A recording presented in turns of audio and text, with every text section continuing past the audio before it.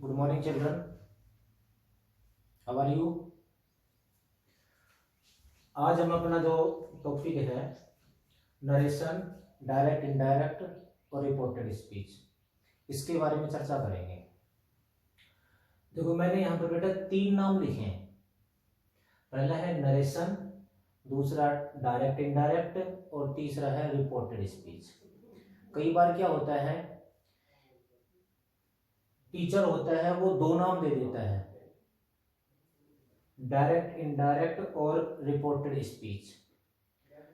कई बार एग्जाम में इन दोनों को नाम को छोड़ करके और तीसरा नाम पूछ लिया जाता है नरेशन, तो बच्चे कई बार भ्रमित हो जाते हैं कि नरेशन क्या चीज है।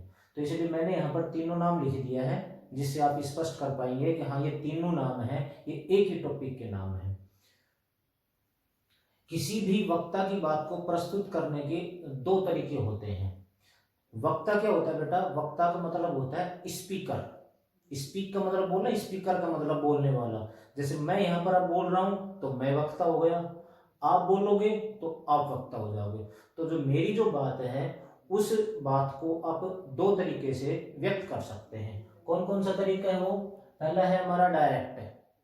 डायरेक्ट का मतलब होगा फेस टू फेस, आमने सामने, जिसको बोलते हैं प्रत्यक्ष रूप से कहा गया कथन।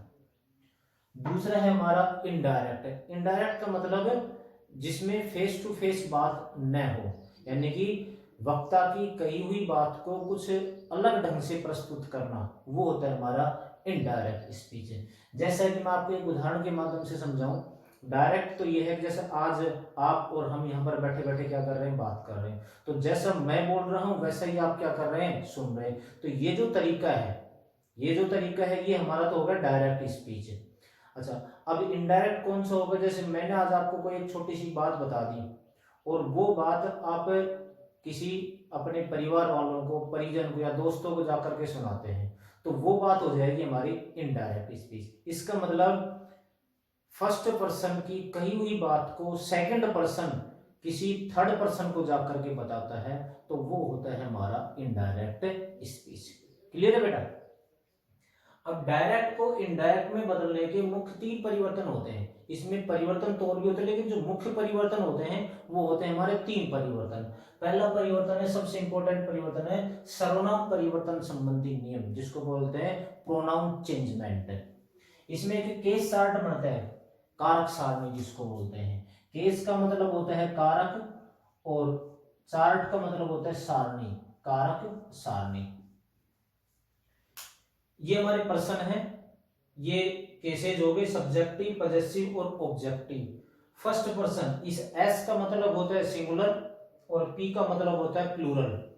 तो सब्जेक्टिव केस हो गया आई, पजेसिव माई, ऑब्जेक्टिव मी। इसका प्लूरल होता है, आई का प्लूरल होता है वी, आवर, अस। फिर सेकंड पर्सन में एक ही आता है, यू आता है, you, your, you. Third person में इस एस का मतलब वही सिंगुलर हो गया और पी का मतलब प्लूरल हो गया। एम जो दे रखा है इसका मतलब होता है मैस्कुलाइन जेंडर, जिसका मतलब होता है पुल्लिंग। एफ का मतलब होता है फेमिनाइन जेंडर, जिसका मतलब होता है स्त्रीलिंग।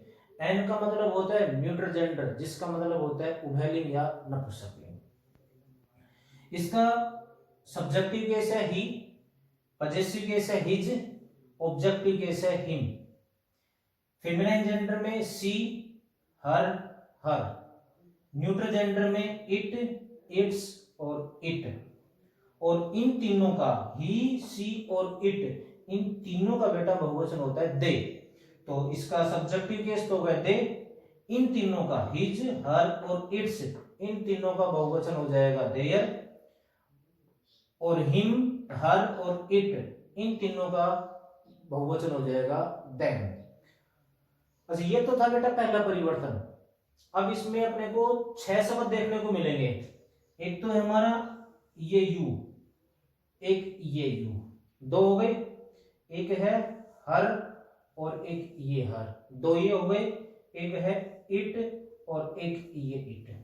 ये दिखने में सेम दिखाई दे रहे हैं, लेकिन जब अपन इसको वाक्य में प्रयोग करेंगे तो पता कैसे करेंगे, अपन सिद्ध प्रूव कैसे करेंगे कि ये यहाँ पर सब्जेक्टिव केस है और ये यहाँ पर ऑब्जेक्टिव केस है। इसके लिए मैं आपको एक चीज बता देता हूं।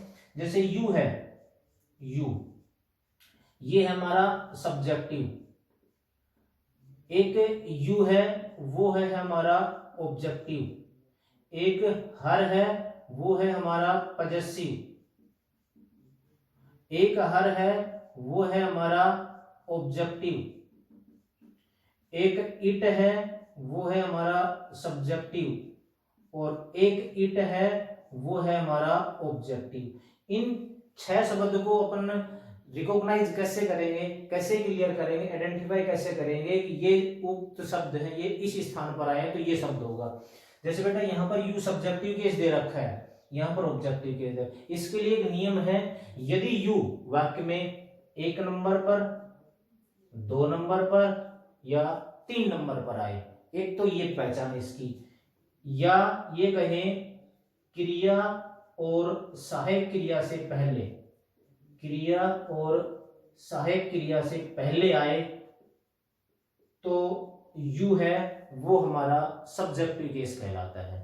आया समझ में? एक बार दोबारा देख लो। यदि यू वाक्य में 1 नंबर पर, 2 नंबर पर या 3 नंबर पर आए, एक तो पहचानिए, दूसरी पहचानिए, यदि ये क्रिया और सहायक क्रिया से पहले आए तो ये यू हमारा होगा सब्जेक्टिव केस। क्लियर हुआ?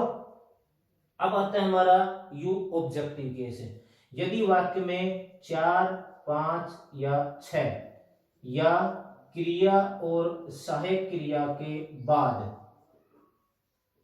क्रिया और सहायक क्रिया के बाद आए तो ये यू हमारा क्या कहलाएगा? ऑब्जेक्टिव केस कहलाएगा। एक बार दोबारा से क्लियर कर लो। यदि यू वाक्य में 4, 5, 6 या इसके आगे आए या क्रिया और सहायक क्रिया के बाद आए तो यू हमारा क्या कहलाएगा? Objective case. अब तो पहचान जाओगे इस यू को कि यू कब तो सब्जेक्टिव होता है और कब ऑब्जेक्टिव होता है। अब आता है हमारा हर। हर बेटा यहाँ पर एक तो पजेसिव केस है और एक हर ऑब्जेक्टिव केस है। अब पजेसिव केस की क्या पहचान है? यदि हर इसके बाद एनी वर्ड, हर के बाद कोई भी वर्ड आए तो वो हर है, वो पजेसिव केस कहलाएगा। जैसे her book, her pen, her pencil, her sister, her brother, her school, her father, her mother, तो ये जो हर है ये यहाँ पर पजेसिव केस कहलाएगा। अब बात करते हैं अपन हर ऑब्जेक्टिव केस की। यदि ये सिंगल आता है, इसका मतलब यदि इसके बाद कोई भी शब्द नहीं आता है तो ये जो हर है ये हमारा क्या कहलाएगा? Objective case. एक बार दोबारा से क्लियर करो। हर पजेसिव केस, इसका मतलब हर के बाद यदि कोई भी शब्द आए, जैसे मैंने अभी आपको बताया था, तो ये जो हर है ये पजेसिव केस कहलाएगा। और हर जो ऑब्जेक्टिव केस है, इसका मतलब हर के बाद यदि कुछ भी नहीं आए, इसका मतलब वहां पर फुल स्टॉप आए, तो वो हर क्या कहलाएगा? हमारा ऑब्जेक्टिव केस। अब बात करते हैं अपन इट की। तो जैसे बेटा यू के साथ था ऐसा ही इट के साथ है, क्योंकि यहाँ पर सब्जेक्टिव और ऑब्जेक्टिव सेम है।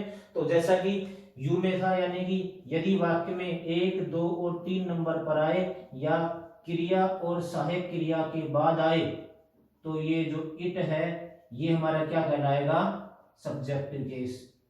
यदि वाक्य में 1, 2, 3 नंबर पर और क्रिया और सहायक क्रिया के बाद आए तो ये जो इट है ये हमारा सब्जेक्टिव केस कहलाएगा।